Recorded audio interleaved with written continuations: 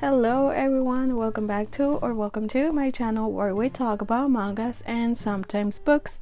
As for today's video, I have the reading log for the month of May, and I also have a special announcement I'm going to make, but that is for the end of the video, so stay until the end so you can hear the announcement.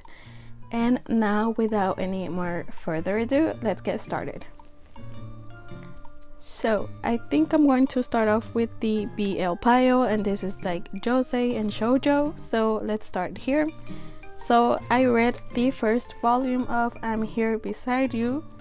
This is by the Natsuno, and this is the back. So in this one we follow Doki, who is in love with his senpai, and the story starts with him being an adult and he learns that his senpai is getting married. So his senpai is this guy whose name is Baba,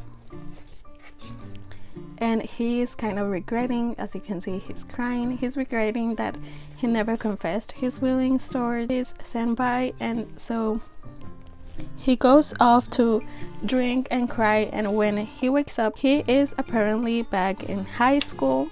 So this is sort of like a second chance where he goes back in time, and this time he has promised himself that at least he wants to become friends with Baba and then maybe move on from there. And there's also like another side story where we follow like a mystery that is going to, so in the future his Baba's older sister is dead, and we also follow Ibuki trying to figure out who killed her, and to prevent prevent Baba's sister from dying, because it's like because of this, that what happened to Baba, not to Baba but to his sister. Baba later on stopped going to school and like he moved to the United States. That's why Ibuki is trying to stop this from happening. Yeah, I really like this manga. It's only the first volume, but I definitely want to continue with it, and I think the second volume is being released this month, so I cannot wait to read it. I'm very intrigued by the whole mystery aspect of the like thing with Baba's sister. And next up I read The Dangerous Convenience Store. This is the fourth volume and it's already in its little bag, but yeah, I've talked about this manga for a lot of time, and you guys know this is one of my favorite manhwas of all time, and we basically follow Gubun and Ujun. So we follow how they meet, how they fall in love, and then how they separate. And this is the volume where there's the separation begins, and it's it's just as sad as the first time I read it. I think this is like the fifth time I'm rereading this manhwa, but I 100% recommend this manhwa. If you like BL, you should definitely give this one a chance. I plan on doing a whole review on the entire series. And next up I have Setagaya Synchronicity. This is by Chika Hongo. To be completely honest, there's not a lot to say about this manga. I feel like it's very slice of life. It's about these two guys who Takafumi and Fukamichi. Yeah, so Takafumi is this guy who works at a coffee shop, and this is the other guy, Fukamichi, I think I said. Yeah, so he works at this cafe, and this guy is always like coming around to this cafe, and he like develops a sort of crush on this guy, and then later on we find out that he's actually his college roommate, and yeah, and it's kind of hard for him to like interact with him because of his feelings, and they always end up meeting randomly at like random places. And yeah, there is a bit of talk about learning about your sexuality and what you're comfortable with, but I feel like that topic that specific was put in towards the end. Other than that, this felt really slice of life, and I honestly didn't like that. I would have enjoyed this a lot. We had explored and gone into depth on Takafumi feeling like weirded out by the feelings he was developing for his roommate. That would have been a lot better, but it didn't give me anything. Like I said, I didn't like it, but I also didn't hate it. Yeah, it's very mid for me, but yeah, if you want to read it, go ahead. Like it's okay, I guess. Not my favorite, but yeah. Next up, I read The Dragon's Betrothed by Meguro Hinohara. This is the first volume. And I also read the second volume, which I love this author's art style. Look how pretty. So in this one we follow Chiharu and Rin. So Chiharu and Rin. Chiharu has been living in Tokyo for a while. He is a writer, and now he is back in his hometown to take a break from the city because at the moment he's going to a writer's block, and he feels that if he goes back to his hometown, takes a break, the story he's supposed to be coming out with and writing is going to be a lot easier for him. And when he arrives at this hometown, he meets Rin, and Rin is like, oh, like I'm waiting for my wife to get here, and Chiharu's like, oh, okay, like see you later. So Chiharu is no normal man. He is apparently the dragon god of this town, who is supposed to protect the people of the town. And when he was younger, we learned that Rin met Chiharu's grandma, who was also a writer, and Rin was like telling her that he would never find his true love, his future wife, and then the grandma is like, oh, like I know you're going to find him. And apparently his true love is Chiharu. This is really cute. It's a really easy manga. I feel like it's very interesting, the whole aspect of Rin being a god, but Chihiro is also someone that's not going to go along with what Rin wants. He's always putting a stop to Rin, and Rin, I really like that Rin really respects Chiharu's wishes. Like he tries not to be too overbearing or to force Rin to do something he's not ready to do. And it's a 2-volume manga series. I think there might be a 3rd volume, but I don't know if it's going to be published in English. But yeah, I 100% recommend this manga. It's one of my favorites. It's by the same mangaka as Therapy Game. The last manga in the BL pile is this one. This is The Worst Soulmate Ever Proposal, story and art by Haruta. This is the continuation of Worst Soulmate Ever, and as you can see by the cover, they obviously get married in this volume, but it's a bit of a journey for them because they are starting to live together and they have a lot of fights, a lot of disagreements, like always, like just like in the first volume, there's a lot of disagreements between them, and so it's always hard to get along. And now the reason why they are fighting and why they're struggling is because if you guys remember in the first volume, Shishikura and Kotani, Shishikura has always wanted to be in a relationship, but his idea was to move on into later marriage and then have kids. And Kotani is the whole opposite of Shishikura. His idea was to only be in a relationship and just stay in a relationship.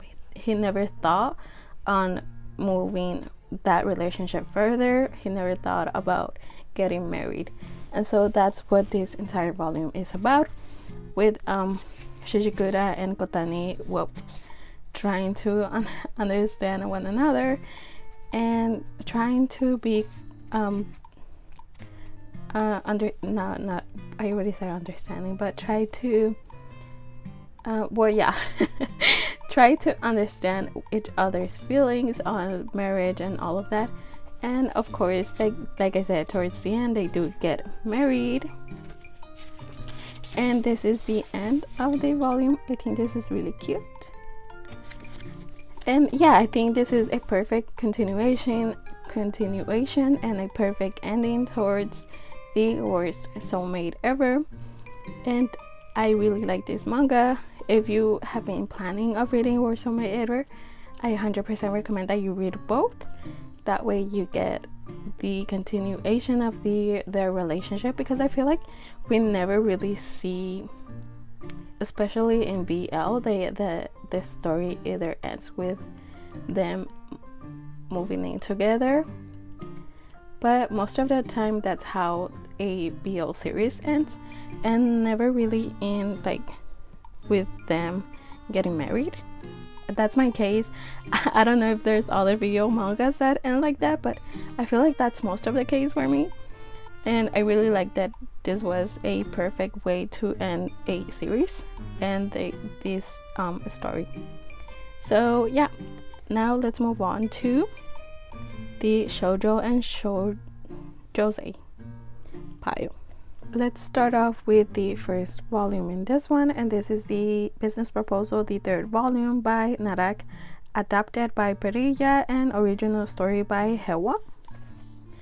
And I'm not sure what to say about this third volume if you have never read this manhwa, or if you're reading it. Like, I don't want to spoil anything, but we basically follow Hari and Mr. Kan. This is Hari and this is Mr. Kan.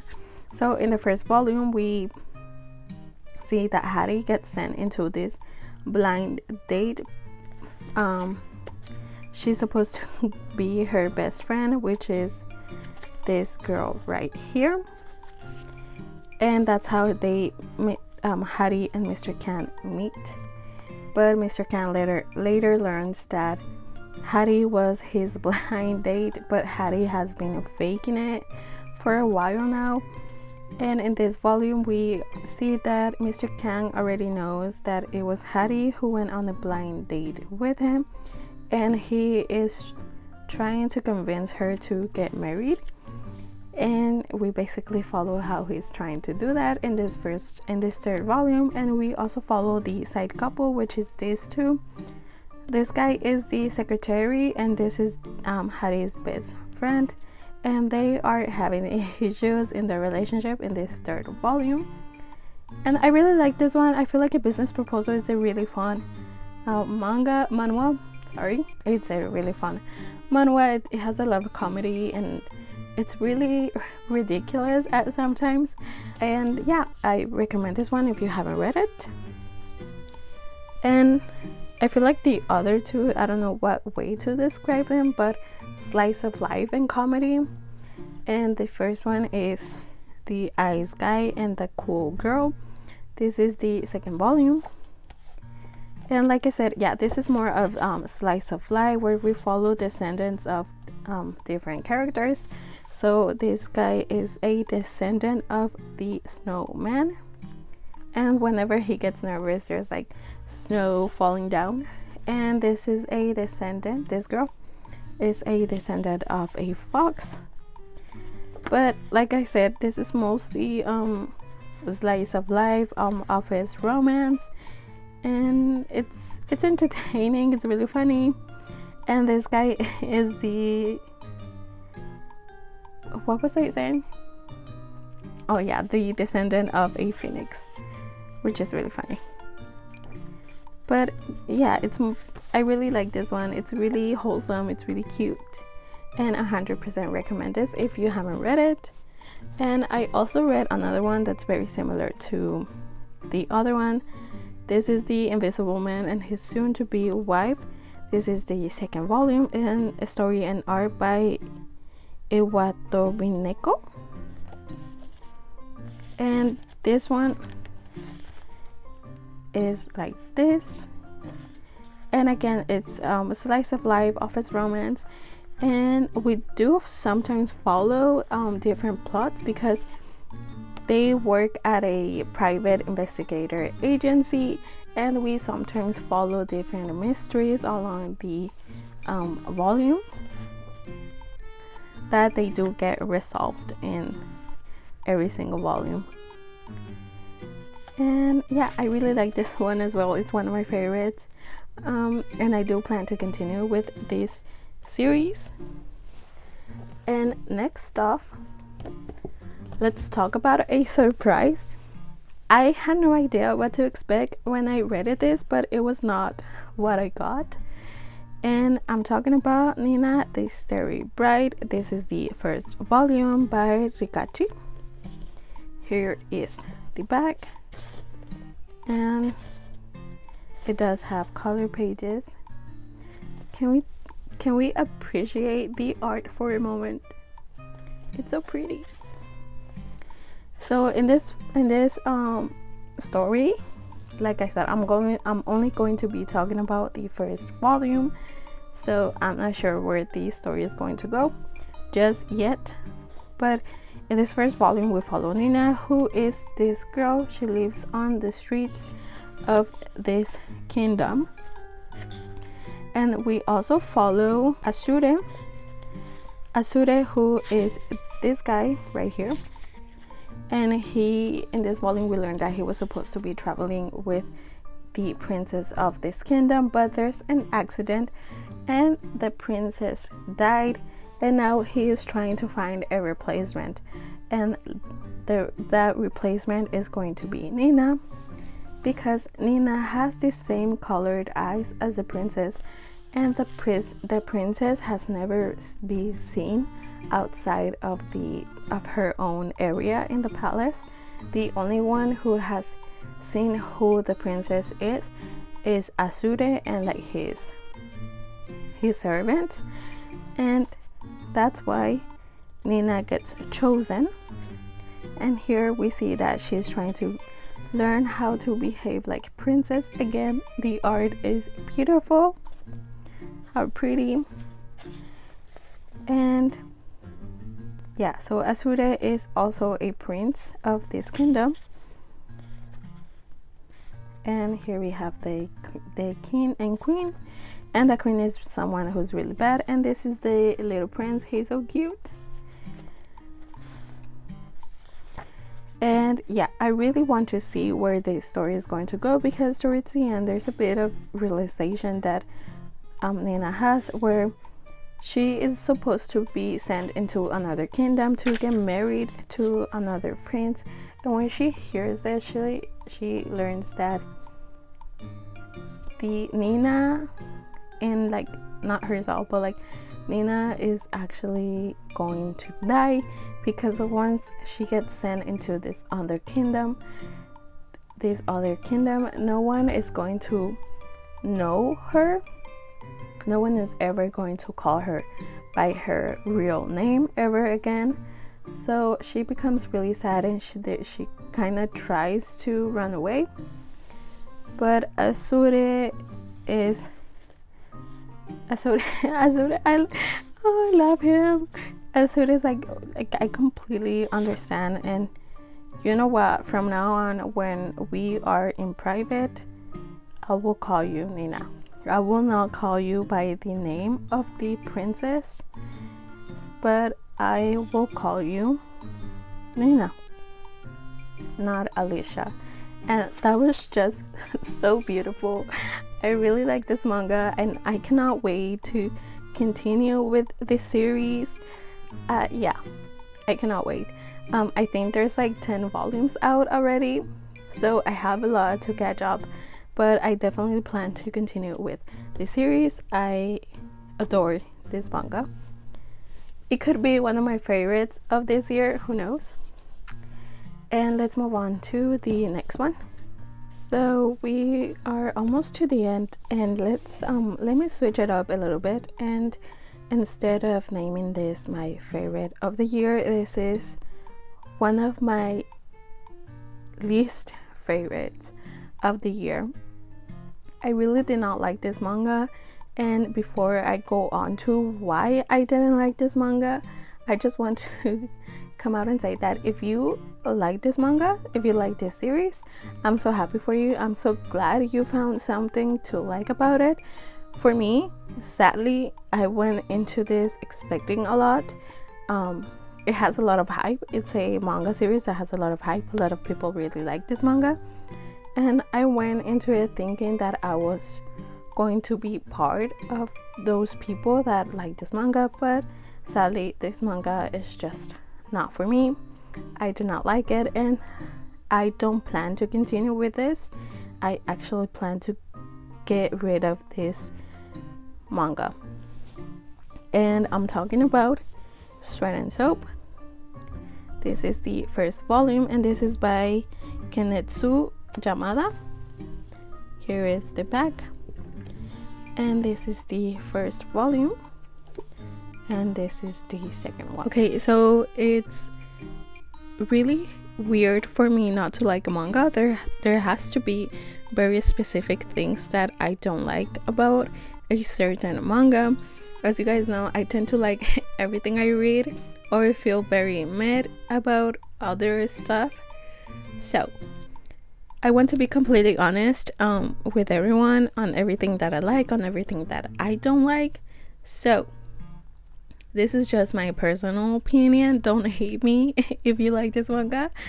Let's get started. So in this manga, we follow these two characters at the front. I honestly, Asako, and what's the other guy's name? I don't care about his name. Anyways, this guy. So they work at the same company, which is this company that creates soaps, shampoos, lotions, and all of that. And Asako she works in the finance department, and this guy works as a scent developer. So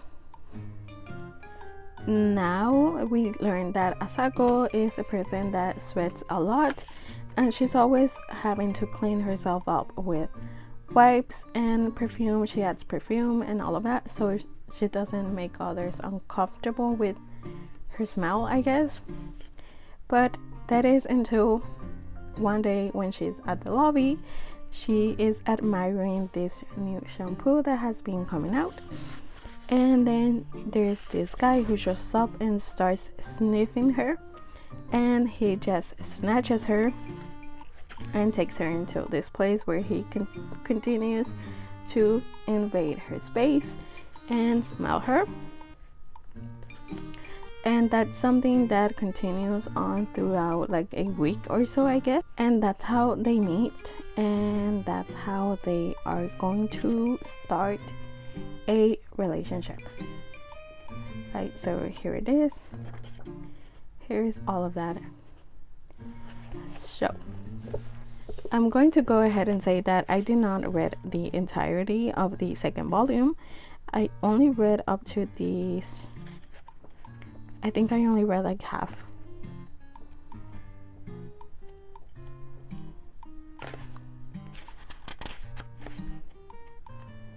Yep, I only read half, maybe more than half, and I had to stop. Now, my problem with Sweat and Soap, there's a lot of problems for me. First of all, if you are new here, you might not know, but I don't like mangas or stories that do the love at first sight type of trope. Now, I understand this was not love, but it felt like it was love at first sight. Although there is a bit of like, they were meeting for like 1 week before they started their relationship. To me, because I didn't see a lot of that week where they were meeting one another, it felt really insta love. Second of all, I did not like the way they first meet. To me, the way he comes up to a total stranger and starts sniffing her out, like sniff, like a freaking dog. why is he so aggressively smelling her? Like, why? And why did he felt the need to take her into a place where there was no one else to smell her? Just why? And then later, once they get into a relationship, my problem is with Asako. I feel like this is going to sound so weird, but I completely understand that Asako has issues with her self-esteem. I feel like everyone has self-esteem issues, but the way her problems were displayed, it just felt too much for me. It felt like she was too aggressive. And here's the thing, I don't like characters that are overly dramatic, and for me Asako was dramatic for no reason at all. So once they start in this relationship, there's a moment where Asako sends this guy a message, and like he doesn't answer to this message, and the entire day Asako is like wondering why this guy never answered. And let's keep in mind that this is like day 2 after they started dating, not even like 24 hours after they officially started dating. She's already wondering why he didn't answer her message. She's already coming up with stories on her head. She's already being too dramatic for no reason. Now, these two are grown adults. They work at the same company, so I don't get why Asako, in like her little head, she couldn't comprehend the fact that maybe he was busy with work. That thought never crossed her mind, but she was over here creating drama for no reason. No reason at all. And then because this guy didn't answer her message, she goes into like see where he's at. See, he's already checking where he's at, and so she decides to go into the try to meet him. And that's where he sees that he pats the head of this girl. Oh my god, the crime, the betrayal. He pat the head of another girl. This is so stupid. I hate this so much. So also, I would understand if they were alone and she would feel like insecure because of that. But do you see this here? These two are not alone. There's 2 other people right here. So I don't get why she's making a big deal out of this. I don't get it. I don't understand it. I feel like it's really stupid, and I'm going to sound like such a horrible person, but the fact that she went home and cried was so funny to me. I couldn't stop laughing. I'm horrible, I know, but I couldn't take this seriously. I couldn't take it. Like, you guys have been dating for less than 24 hours and you're already acting like this.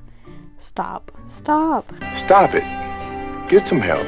And then of course the guy has to come in and make her feel better, because she apparently doesn't have the emotional maturity to do it herself and try to be understanding that this guy is working with other women. Like, apparently she cannot comprehend that, and I did not like that.